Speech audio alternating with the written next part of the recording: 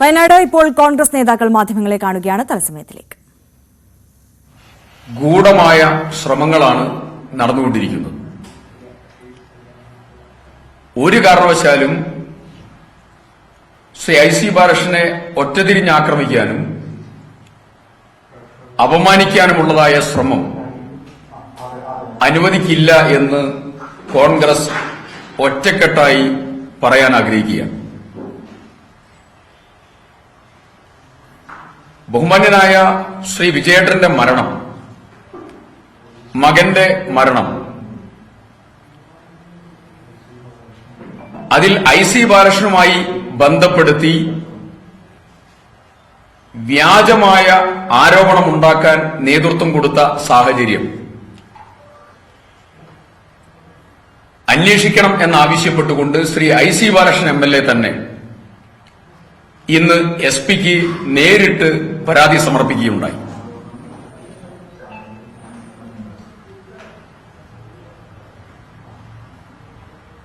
പൂർണ്ണ ആത്മവിശ്വാസത്തോടുകൂടിയാണ് ഈ വിഷയത്തിൽ കോൺഗ്രസ് ഒറ്റക്കെട്ടായി നിലപാടെടുക്കുന്നതും ഇന്ന് ശ്രീ IC ബാലകൃഷ്ണൻ MLA പരാതി സമർപ്പിച്ചിട്ടുള്ളതും. CPIM ഈ വിഷയം ഏറ്റെടുത്തത് വിജയേട്ടന്റെ മകന്റെയും മരണത്തിന് ശേഷമാണ്. ഞങ്ങളൊരു പ്രധാനപ്പെട്ട കാര്യം ചോദിക്കുന്നു. നമ്മളൊക്കെ രാഷ്ട്രീയ പ്രവർത്തന മേഖലയിലുള്ള ആളുകളാണ്. ഇത്തരം ഒരു ആരോപണമുണ്ടെങ്കിൽ ശ്രീ വിജയേട്ടൻ ആശുപത്രിയിൽ കിടക്കുമ്പോൾ ഈ വിഷയം CPM ഉന്നയിച്ചിട്ടില്ല. അതിനു മുമ്പേയും CPM ഉന്നയിച്ചിട്ടില്ല. മരിച്ചതിന് ശേഷം ഉന്നയിക്കുന്നത് ബോധപൂർവമായിട്ടുള്ള രാഷ്ട്രീയ ലക്ഷ്യത്തോടു കൂടിയാണ്.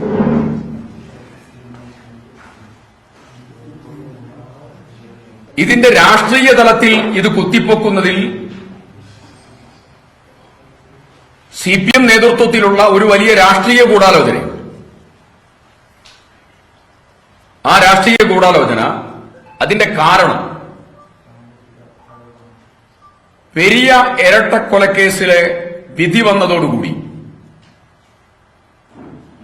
CPM-ന്റെ മുഖം നഷ്ടപ്പെട്ട സമയത്താണ് ഇത്തരമൊരു വ്യാജ രാഷ്ട്രീയ ആരോപണ നിർമ്മിതിക്ക് CPM നേതൃത്വം കൊടുത്തത്.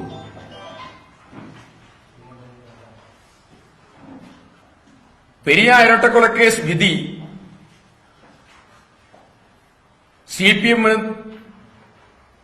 രാഷ്ട്രീയവും മനുഷ്യത്വപരമായിട്ടുള്ള ആഘാതമാണ് CPM-നെ ഏൽപ്പിച്ചത്. KV കുഞ്ഞിരാമൻ MLA, മുൻ MLA ഉൾപ്പെടെ, ഒന്നാം പ്രതി പീതാംബരൻ ഉൾപ്പെടെയുള്ള പ്രതികൾ മുഴുവൻ അതിൽ കുറ്റക്കാരായി CBI കോടതി വിധിക്കുകയാണ്. CBI വരാതിരിക്കാൻ എന്റെയും നിങ്ങളുടെയും ജനങ്ങളുടെയും നികുതിപ്പണം ഉപയോഗിച്ചുകൊണ്ട് പോരാടിയ CPM ആ പോരാട്ടത്തിലും വിധിയിലുമൊക്കെ മുഖം നഷ്ടപ്പെട്ട സമയത്താണ് ഈ വിഷയം രാഷ്ട്രീയപരമായി ഉയർത്താൻ അവർ തീരുമാനമെടുത്തത്. അതാണ് ഞാൻ നേരത്തെ സൂചിപ്പിക്കാനുള്ള കാരണം. ആശുപത്രിയിൽ കടന്ന സമയത്ത് പോലും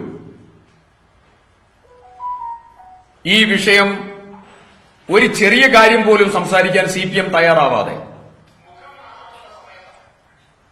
അവസാനം മരണത്തിന് ശേഷം ഈ വിഷയം ഉയർത്തിക്കൊണ്ടുവന്നത് പെരിയ ഇരട്ടക്കൊലക്കേസിന്റെ ആഘാതത്തിൽ നിന്ന് മുഖം രക്ഷപ്പെടുത്താൻ സാധിക്കുമോ എന്നുള്ള പരീക്ഷണത്തിന്റെ ഭാഗമാണ്. മറച്ചുവെക്കാൻ ഒന്നുമില്ലാത്തതുകൊണ്ടാണ് നേരിട്ട് ഇന്ന് SP-ക്ക് പരാതി നൽകാനും അദ്ദേഹം തയ്യാറായത്. വയനാട് DCC ട്രഷററായിരുന്ന NM വിജയന്റെയും മകന്റെയും മരണവുമായി ബന്ധപ്പെട്ട് ആത്മഹത്യ അർബൻ ബാങ്ക് നിയമനവുമായി ബന്ധപ്പെട്ടെന്ന് വരുത്തി തീർക്കാൻ CPM ബോധപൂർവമായ ഗൂഢാലോചന നടത്തുന്നു. അത്തരം CPM ശ്രമങ്ങളെ കോൺഗ്രസ് ഒറ്റക്കെട്ടായി ചെറുക്കുമെന്നും ഇത്തരത്തിലുള്ള CPMന്റെ നീക്കം പെരിയ വിധിയിൽ നിന്നും ജനശ്രദ്ധ തിരിക്കാനാണും എന്നത് അടക്കമുള്ള കാര്യങ്ങൾ പറയുകയായിരുന്നു T. സിദ്ദിഖ് MLA.